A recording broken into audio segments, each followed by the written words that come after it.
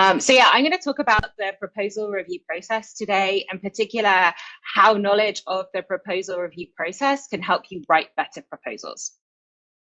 So I'll go through the review timeline, talk about dual anonymous peer review and the do's and don'ts of dual anonymous review, go into a bit more detail about the review criteria that we use, and then give you some proposal writing tips at the end.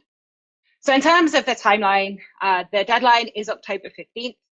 We anticipate sending notifications out in mid-March, and you may be wondering why it takes so long to complete that whole review process. And so actually, we start way before the deadline by recruiting reviewers. We are recruiting almost 550 reviewers to this process to actually complete this whole process. After the deadline, we have to process all of the proposals. We make sure that all of the science categories have been assigned correctly and assign the proposals to panels, and then we assign the proposals to reviewers. That process itself takes about a month. Then we send the proposals out to reviewers for reading and grading. This is a pre-meeting reading grading phase. Each proposal is sent to 5 reviewers during this phase. And each panel has maybe 8 to 12 reviewers. The way the numbers work out, it turns out that each of the reviewers has about 40 to 50 proposals to read, but each proposal is read by 5 reviewers. We then take all of those grades, average them together, make a ranked list, and we triage the panels. And so approximately 50% of the proposals move forward to the next stage, the top 50%, and the bottom 50% will then be removed from the review and do not move forward. The reviewers won't have read all of the proposals that moved forward to the next step, so we give them a little bit of extra time to move the proposals that are moving forward to the next step.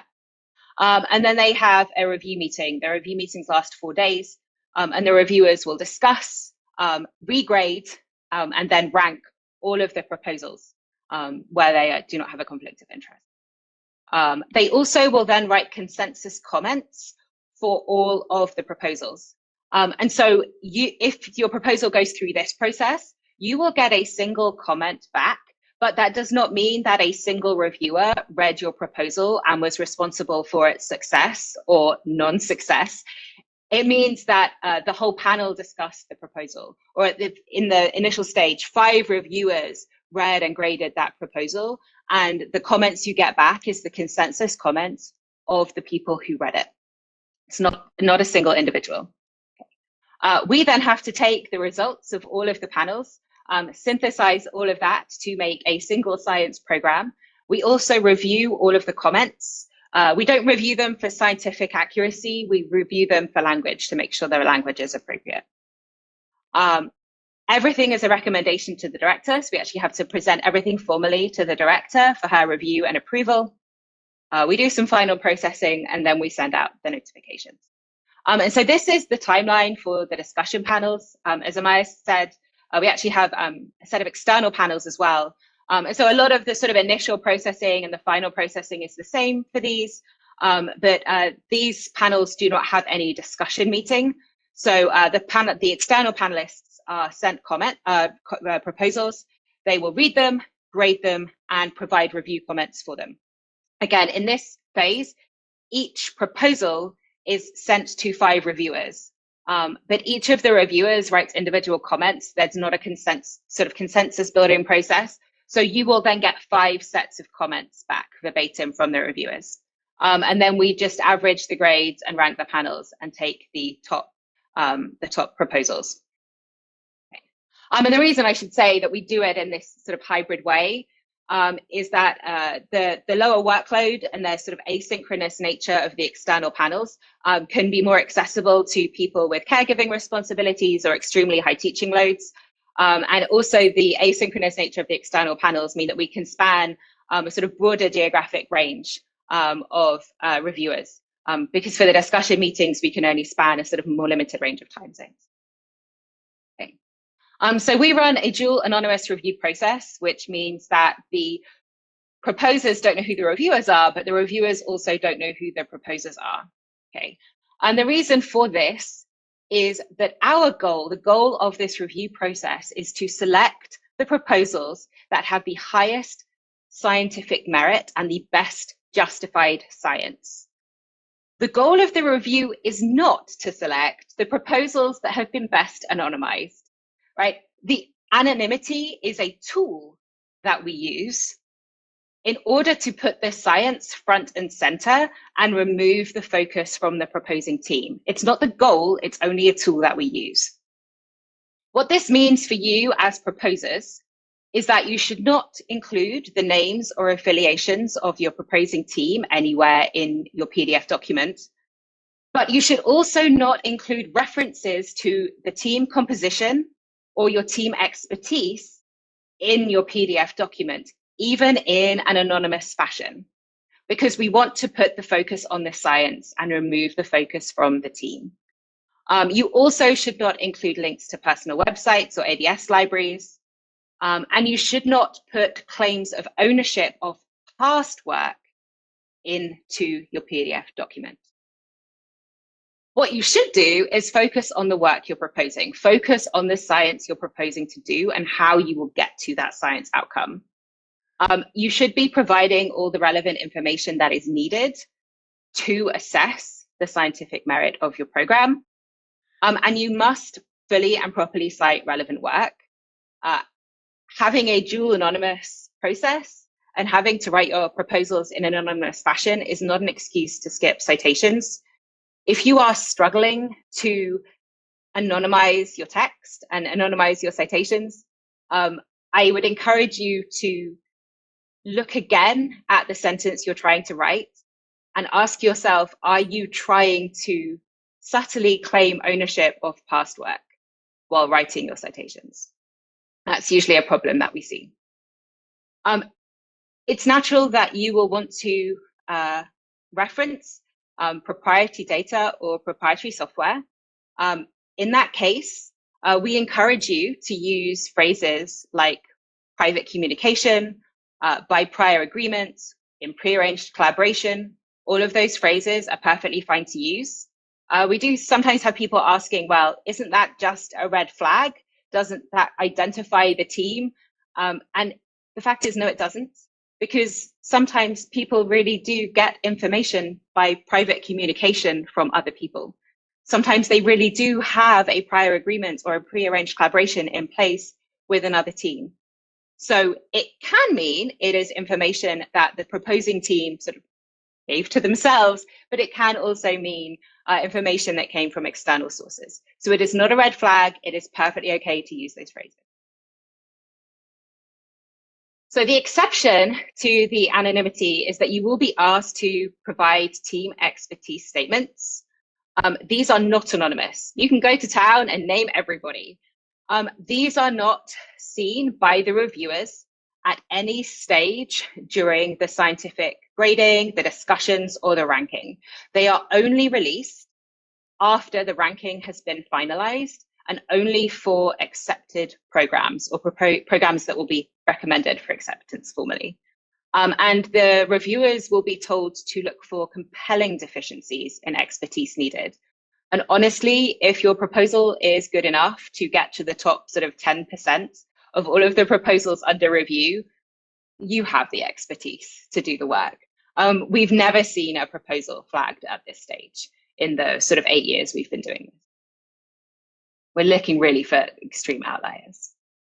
This is a really important point. So I would just like to re-emphasize that you should not reuse public text in your PDF. One of the biggest issues we see is with previously accepted programs. So a program is accepted, its title and abstract are made public, and the COIs names are attached to that information.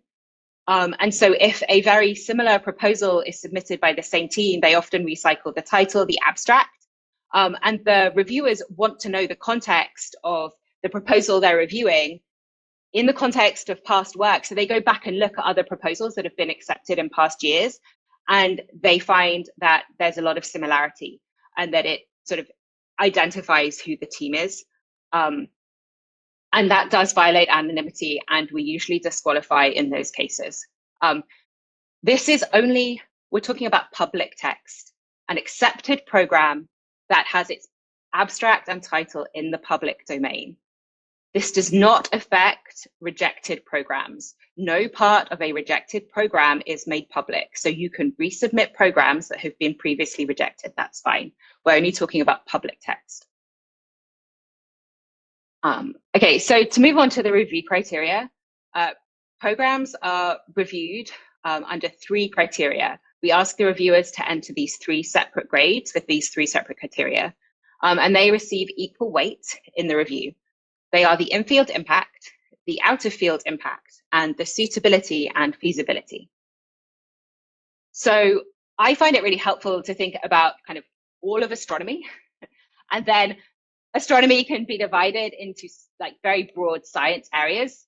And then within each science area, there are lots of smaller subfields. And so the in-field impact is really asking, like, how important are the proposal goals to the particular specific subfield of the proposal? The out-of-field impact is asking, what are the implications for other areas of astronomy? So it could be other subfields within the broad science area. It could be other subfields in a different science area. It could be a whole other science area. What out-of-field impact does not mean is that the proposal must impact all of astronomy.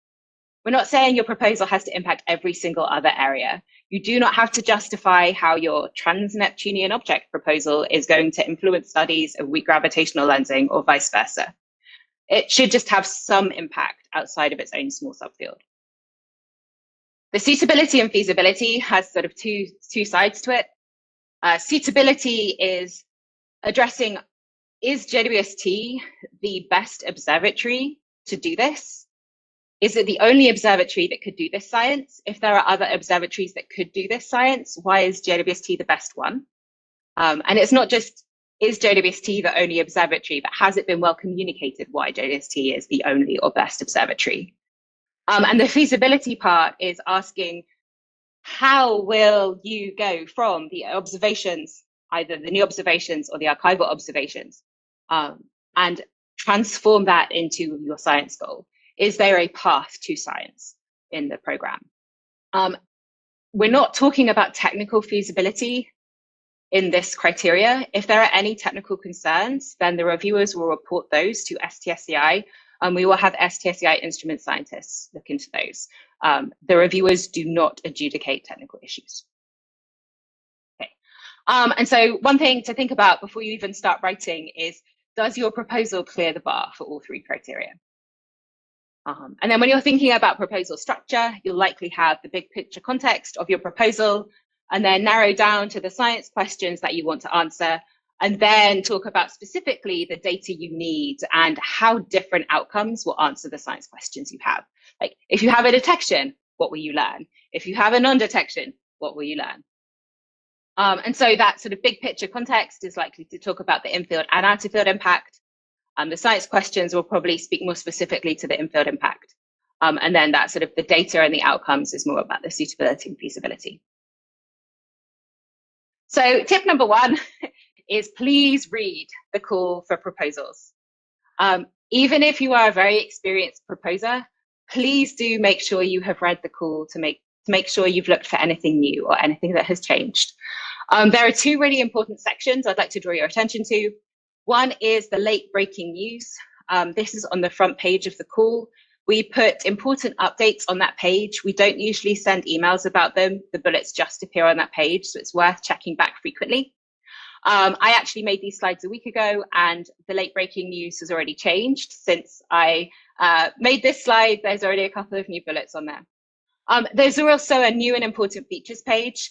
That's a really good place to start to look for the things that we want to highlight, but everything in the call is important, and we can't put every single thing on that page. So you should look through the rest of the pages as well to make sure that you are capturing everything that is important for your particular proposal. And again, Amaya already highlighted that there are lots of areas where you will be asked to explicitly justify something in the text. And so you should make sure you've noted those things and included those things in your proposal. We do understand that the call for proposals may be confusing. So if you have questions, please ask for help. We have a help desk. We are here to help you. Asking a friend or a colleague can be helpful, but your colleague may not be fully familiar with the call, even if they work at Space Telescope. So it's best to put in a help desk ticket if you have questions. We do try to respond very quickly, and we will respond quickly, even up to the deadline. But if you can ask your questions ahead of time, then that's appreciated as well. Okay. So my second tip is to write your proposal for non-experts. So we split astronomy up into 8 very broad science areas, and we gather 5 of those areas. We call them galactic panels, and 3 of those areas we call extragalactic panels. Okay, so the discussion panel review, which is the panels that have that sort of asynchronous reading phase, but then they have the discussion meeting. So the panels are formed of a panel chair and vice chair, and then there's a set of discussion panelists, and they review the small geo programs, medium geo programs, survey programs, and target of opportunity programs. And these panels are divided by science area. And actually, some of the science areas are so large, we have multiple panels per science area. The external panels, which is the fully asynchronous process, they review the very small geo programs and the regular archival programs. They are also divided up by science area.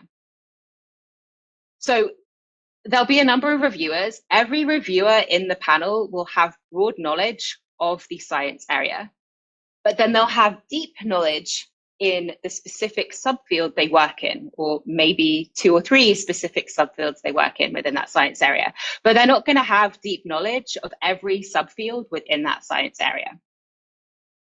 Your proposal is going to be sent to 5 reviewers, and we do have a limited pool of reviewers. And we also need to manage conflict of interest. So anybody who has a conflict of interest with the proposal, maybe they're a PI or co-I, maybe they've got a close collaborator on the proposal, they will not be able to review that proposal. So that means that I can guarantee you your proposal is going to be sent to a reviewer who has broad knowledge of your subfield, but does not have deep knowledge of your subfield.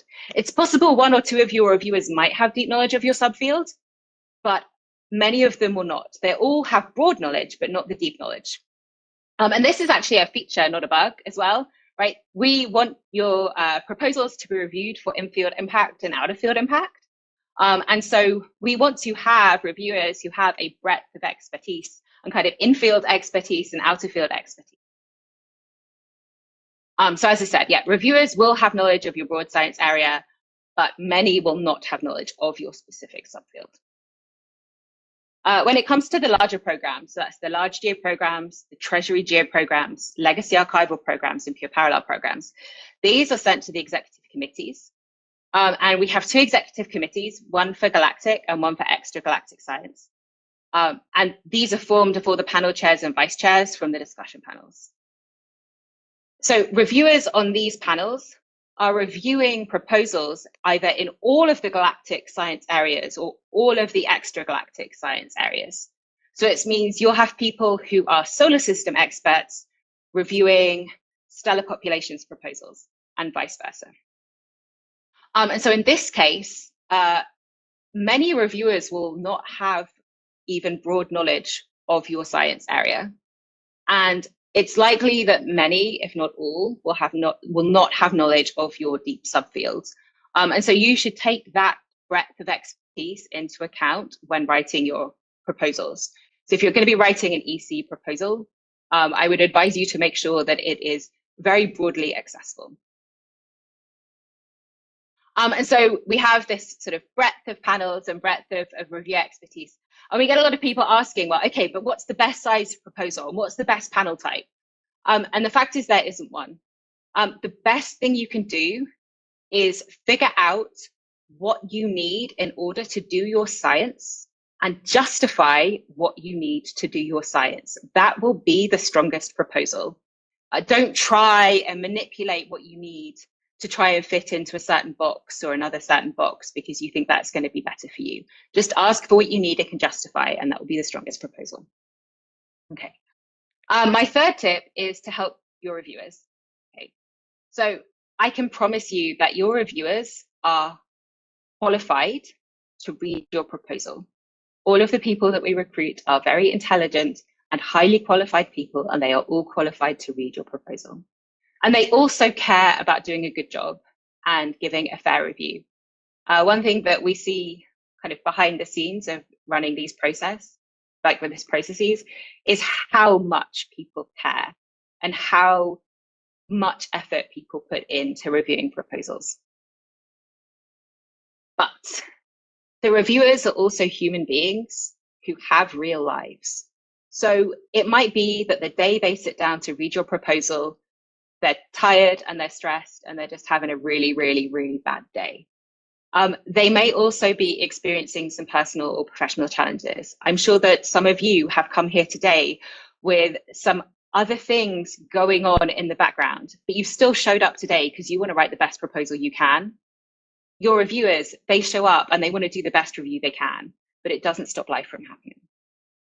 So what you can do to help them is connect the dots and connect ideas. So lead them from point A to point B. Don't expect them to extrapolate.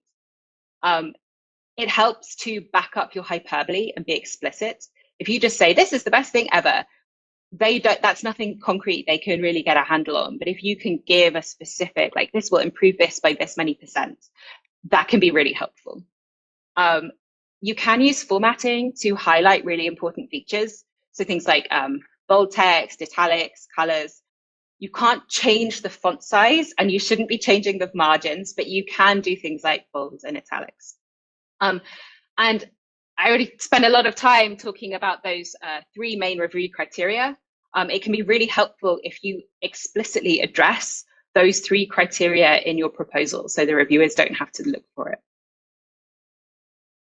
So in summary, under dual anonymous review, we want to focus on the science and not the team. And so your proposal should be anonymized, but you should also make sure that your proposal focuses on the science and not on the team behind the proposal. Proposals are graded under 3 review criteria, which receive equal weight. That's the in-field impact in this niche subfield, the out-of-field impact, which is beyond your subfield, but does not have to be all of astronomy, and the suitability and feasibility, which is why you need JWST, and do you have a path to science? We encourage you, please, to read the call for proposals and make sure that you are fulfilling all the requirements for your program, and make sure that you've included or justified everything you are asked to. And you should assume that not all reviewers will have deep knowledge of your subfield, and you should make sure that you write for non-experts and write accordingly. And good luck with your proposal writing.